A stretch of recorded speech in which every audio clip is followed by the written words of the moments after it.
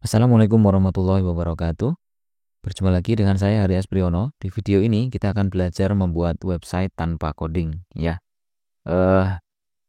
Maksudnya tanpa coding adalah kita tidak perlu repot-repot membuat kode seperti HTML, CSS, kemudian JavaScript ataupun PHP. Nah, untuk software yang kita gunakan, kita akan menggunakan sebuah CMS yang namanya WordPress ya. Jadi CMS itu merupakan sebuah sistem ya yang memungkinkan kita untuk membuat, kemudian mengedit dan juga mengelola website dengan mudah tentunya ya tanpa harus menulis kode program dari nol. Nah, dengan CMS itu siapa saja bisa membuat website ya yang profesional hanya dengan beberapa kali klik lah, beberapa langkah dengan klik gitu ya, drag and drop dan sebagainya. Nah, untuk prakteknya kita akan menggunakan server lokal dulu sebelum kita menggunakan web hosting.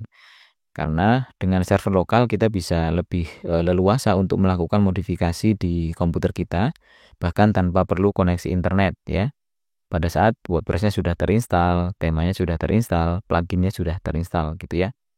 Nah, untuk pertama kali yang kita lakukan adalah kita mendownload dulu CMS WordPress-nya di situs resminya yaitu di wordpress.org. Kemudian setelah Anda buka wordpress.org, klik pada menu di bagian atas kanan itu ada tombol Get WordPress. Kita tinggal klik saja. Kemudian di sini ada tombol download-nya. Sebelum mendownload, pastikan Anda membaca informasi di bawahnya, yaitu rekomendasi PHP minimal yaitu 7,4 ya. Versi PHP yang kita gunakan harus ini. Kemudian MySQL-nya versi 8 atau bisa menggunakan MariaDB versi 10.5 ke atas. Nah, oke, kita download dulu untuk WordPress-nya. Oke, ini proses download-nya sudah berjalan. Sambil menunggu proses download-nya berjalan di sini ya. Untuk menjalankan WordPress di komputer kita atau di lokal, kita membutuhkan sebuah lingkungan pengembangan di mana kita bisa menggunakan Exam atau XAMPP yang memenuhi persyaratan tadi ya, menggunakan PHP 74 atau yang lebih tinggi, kemudian MySQL 8 atau MariaDB 10.5 atau yang lebih tinggi. Nah, kita bisa melihat di situs apacefriends.org untuk mendownload XAMPP-nya. Kalau kita lihat di sini ada versi terbarunya yaitu ada XAMPP for Windows 8.2.12 menggunakan PHP 8.2.12. Nah, tentu ini sudah memenuhi syarat. Nah, untuk mendownloadnya kita bisa klik di sini ya, di klik here for other version ya. Kalau di sini kita langsung akan mendownload installernya, tapi boleh saja Anda menggunakan installer ini, kemudian nanti Anda install di komputernya. Tapi saya lebih senang menggunakan versi portable-nya. Jadi tidak perlu kita install, kita hanya ekstrak saja nanti foldernya di drive C gitu ya, atau di drive D boleh ya. Kemudian kita tinggal menjalankannya. Klik di sini ya, klik here. Kemudian di sini saya klik more download ya. Sehingga dia akan diarahkan ke situsnya SourceForge ini ya. Di sini kita bisa memilih XAMPP Windows. Kemudian pilih yang 8212 yang paling baru ya. Kemudian di sini kita memilih yang .zip yang paling atas ini. Ya, yang paling atas ini silahkan diklik. Nanti dia akan mendownload secara otomatis, ditunggu saja. Ini ada prosesnya dalam sekian detik ya. Oke, ini juga sudah ada proses downloadnya. Karena sebelumnya saya sudah pernah mendownload, yang ini saya cancel saja ya, yang examnya. Oke, nah semua file yang sudah saya download itu tersimpannya di folder download ya, kalau secara defaultnya. Nah di sini, jadi saya sudah punya WordPress dan juga XAMPP. Pertama yang kita lakukan adalah kita menjalankan dulu XAMPP-nya. Karena ini filenya zip, maka kita perlu ekstrak ya. Cara mengekstraknya kita bisa klik kanan, kemudian menggunakan WinRAR ya.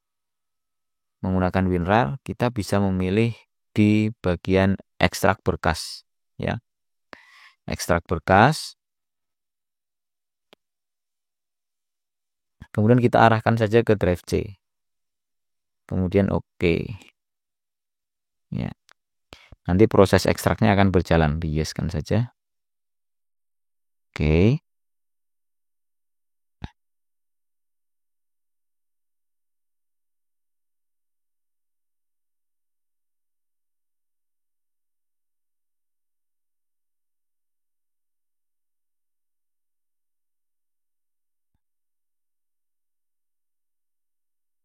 Ini filenya lumayan besar ya. Oke, setelah proses ekstraknya selesai, cek di drive C ya. Ke drive C, di sini ada folder yang namanya XAMPP atau exam. Nah, silahkan dibuka examnya. Berikutnya, untuk memastikan exam ini berjalan, cari file yang namanya setup XAMPP. Di sini ya, Anda double klik ini. Kemudian tunggu sampai proses updating configuration filesnya selesai ya. Oke, kalau sudah seperti ini tinggal di enter saja. Oke. Kemudian kita jalankan XAMPP controlnya. Double klik. Nah, ada pilihan bahasa, kita pilih yang ini saja, yang Inggris. Kemudian kita save.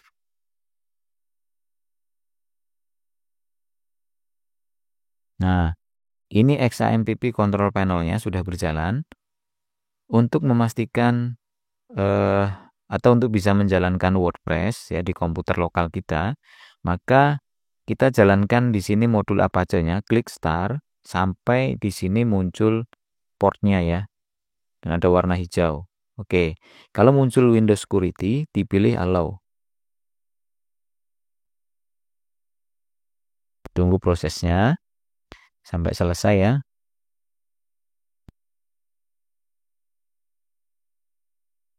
Baik, kemudian yang keduanya yaitu MySQL ini juga sama, harus diklik start sampai berwarna hijau atau muncul nomor portnya. Jika muncul Windows Security seperti ini, klik allow lagi.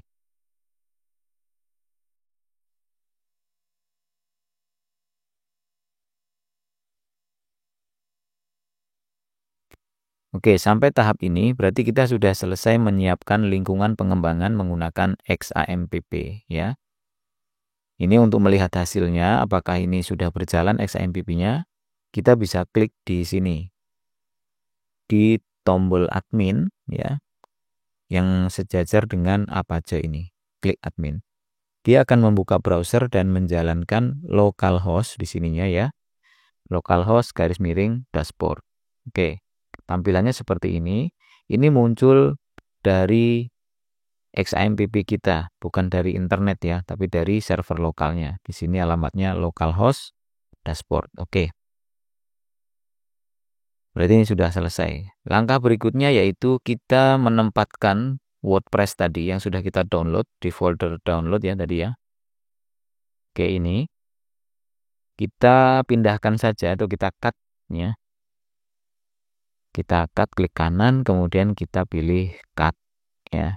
Ini ya, di sini ada cut atau Ctrl X boleh. Kemudian kembali ke drive C, cari XAMPP, kemudian masuk ke folder htdocs. Double klik, dibuka ya. Kemudian pastekan di sana. Oke. Ini masih dalam format zip. Sekarang kita ekstrak. Klik kanan. Kemudian kita pilih WinRAR. Kemudian ekstrak di sini atau ekstrak here. Nah, kita tunggu prosesnya. Dia akan menjadi sebuah folder dengan nama WordPress.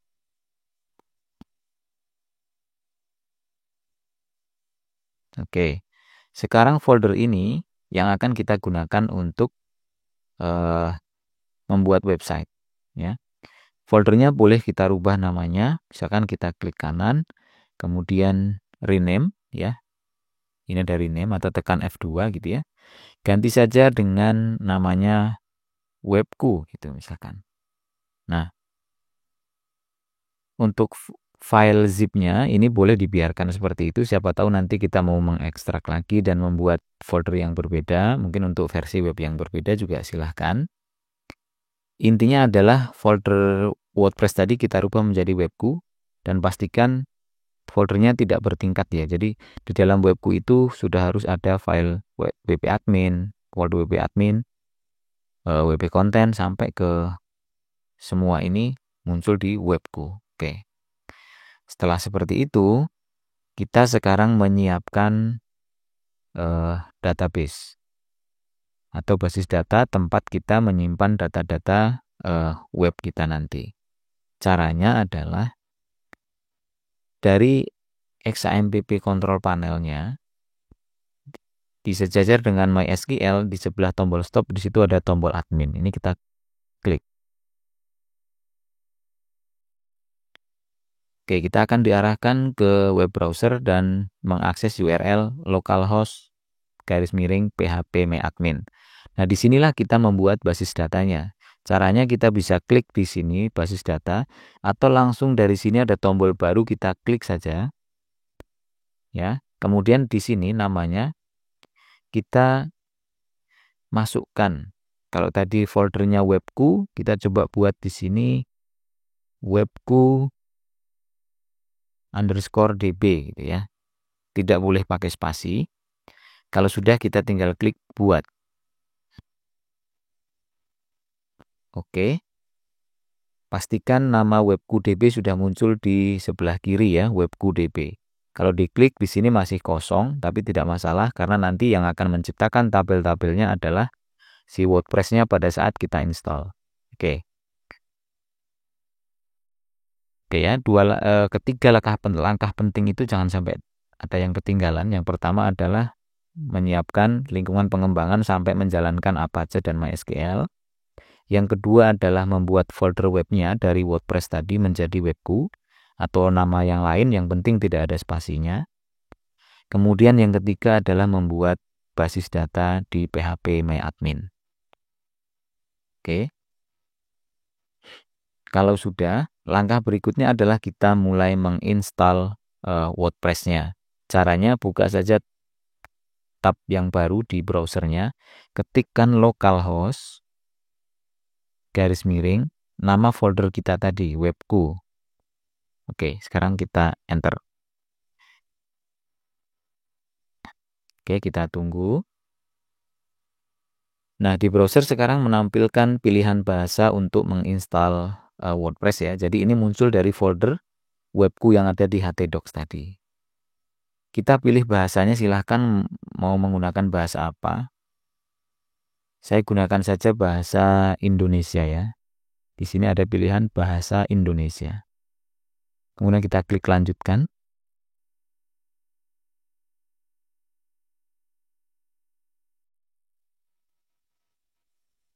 Oke, sekarang ada ucapan selamat datang. Dan sebelum memulai, Anda harus mengetahui hal-hal berikut. Nah, ini nama basis data kita harus tahu. Nama pengguna basis data kita harus tahu. Sandi database-nya kita harus tahu. Host basis datanya harus tahu. Dan prefix table. Nah, ini saya buka notepad dulu ya. Nah, jadi untuk nama basis data itu sesuai dengan yang sudah kita buat tadi, yaitu webku _db. Kemudian untuk nama penggunanya basis data itu adalah root. Root itu adalah nama user bawaan MySQL yang diinstal di XAMPP. Kemudian passwordnya atau sandinya ya, sandi database-nya itu kosong. Jadi tidak ada, nanti dikosongkan saja. Kemudian untuk host basis data itu adalah localhost. Kemudian untuk prefix-nya, prefix tabel itu nanti kita gunakan default saja bawaan dari WordPress, yaitu wp_. Oke. Oke ya, ini saya minimaliskan dulu, kemudian saya lanjutkan. Ayo. Baik, nama basis data tadi adalah gini ya. webku db ini bisa kita copy paste atau kita ketik juga boleh di sini paste. Kemudian nama penggunanya tadi apa? Root. Ya. Sandinya kosong. Host basis datanya localhost, prefix tabelnya WP. Oke, seperti itu saja. Kemudian kita klik kirim. Nah, di sini kalau informasi yang kita masukkan sudah benar, ini ada keterangan ya, oke sobat, Anda telah berhasil melewati bagian instalasi ini. WordPress sudah dapat berkomunikasi dengan database. Kalau kita sudah siap, gitu ya. Sekarang saatnya untuk jalankan pemasangan. Kita klik jalankan pemasangan. Oke. Berikutnya kita memasukkan judul dari web kita atau judul situs ya. Misalkan judul situs kita adalah, kita buat saja misalkan web sesuai nama saya saja ya, web Aspriono misalkan. Gitu. Atau web Hari Aspriono. Boleh saja. Ini nanti juga bisa kita ganti ya. Setelah selesai install kita bisa ganti juga. Ya, kemudian nama pengguna. Nah, nama pengguna ini adalah nama pengguna atau username yang nanti kita gunakan untuk login ke administrator WordPress-nya. Sini kita buat ya. Misalkan namanya sekarang saya buat saja gini. Aspriono gitu ya. Kemudian passwordnya ini sudah dibuatkan ya, telah direkomendasikan seperti ini. Tapi boleh saja kalau misalkan kita mau ganti. Tapi pastikan kalau webnya sudah di-online-kan nanti gunakan password yang unik kemudian yang kuat. Tapi kalau untuk latihan di sini kita bisa masukkan misalkan Aspriono 1 2 3 gitu. Ya. Atau misalkan kita ketikkan rahasia gitu. Ya. Atau saya balikkan lagi gini aja. Aspriono 1 2 3 saja. Oke. Ini sangat lemah tapi nggak masalah karena ini kita pakai di lokal ya supaya kita mudah mengingatnya. Tapi kalau nanti sudah kita gunakan di online, maka sandi seperti ini sangat tidak direkomendasikan. Ya. Jadi harus perpaduan antara huruf besar, huruf kecil, angka, dan simbol gitu. Ya, kemudian harus unik lah. Untuk bisa melanjutkan instalasi dengan password yang sangat lemah seperti ini, kita harus checklist ini. Setuju penggunaan sandi yang lemah. Kemudian masukkan alamat email. Misalkan alamat email saya ini ya. Kemudian ada ketampakan di mesin pencari. Ini jangan sampai dihalangi ya. Jadi jangan di checklist ini, dibuang saja checklistnya. Kalau sudah install WordPress.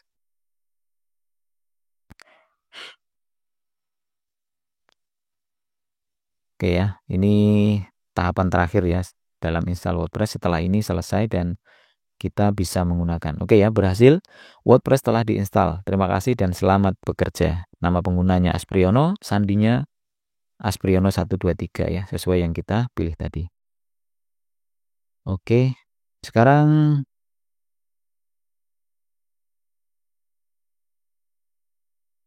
sekarang kita gini. Jadi WordPress itu ada dua sisi. Yang pertama yaitu setelah diinstal ya, ada sisi pengunjung dan sisi administrator. Kalau ini butuh login. Ya, kalau ini bebas. Tidak perlu login. Nah, URL-nya kalau alamatnya berarti di http localhost /webku sesuai dengan folder yang kita buat. Nah, untuk yang administrator itu alamatnya seperti ini ya. Tinggal dikasih wp admin ya gitu. Bedanya hanya itu. Oke, sekarang kita akan lihat untuk sisi administratornya dulu. Kalau kita baru selesai menginstal, kita langsung bisa klik log masuk supaya nanti kita diarahkan ke halaman login WordPress-nya ya. Atau kalau di sini mau kita coba, kan tadi untuk administrator kan ditambahkan wp strip admin ya. Nah, kita tambahin saja di situ wp strip admin. Oke, kita juga akan diarahin ke halaman login ya, seperti ini. Sekarang masukkan username-nya sesuai yang kita masukkan sebelumnya di instalasi. Passwordnya adalah oke, seperti itu. Kemudian kita klik log masuk.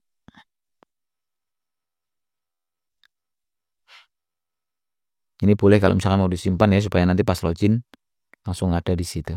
Tapi ini saya tidak akan simpan. Nah, ini adalah tampilan dari administrator ya. Jadi untuk masuk ke sini, kita harus menggunakan username dan password yang benar. Nah, disinilah tempat kita mengelola website kita. Nah, kemudian tampilan adminnya seperti apa? Kita bisa buka tampilan adminnya di tab yang baru. Kita ketik saja localhost _webku. Nah, ini tampilan dari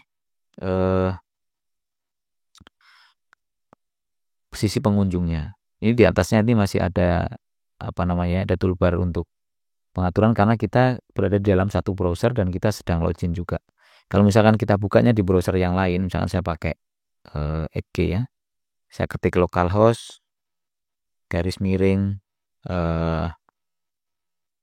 _webku. Oke. Nah, tampilannya seperti ini. Ini tampilan di sisi pengunjung ya. Jadi saya akan gunakan dua browser seperti ini supaya tidak muncul ini ya. Meskipun ini bisa kita hilangkan sih sebenarnya. Ini kita tutup saja. Nah, ini sisi dari administratornya dan ini sisi pengunjungnya. Sampai di sini kita sudah selesai menginstal WordPress ya di komputer lokal kita. Kemudian kita juga sudah berhasil masuk ke tampilan administratornya. Nanti untuk bagaimana pengelolaan webnya kita akan lanjutkan di video berikutnya. Untuk keluar dari halaman admin bisa diklik di sudut kanan atas di nama kita yang ada Hai Aspriono. Kita bisa arahkan ke sana kemudian klik log keluar. Oke, itu untuk logout dan kita akan kembali ke halaman login seperti ini. Oke ya. Demikian, terima kasih. Mudah-mudahan ada manfaatnya. Saya akhiri, wassalamualaikum warahmatullahi wabarakatuh.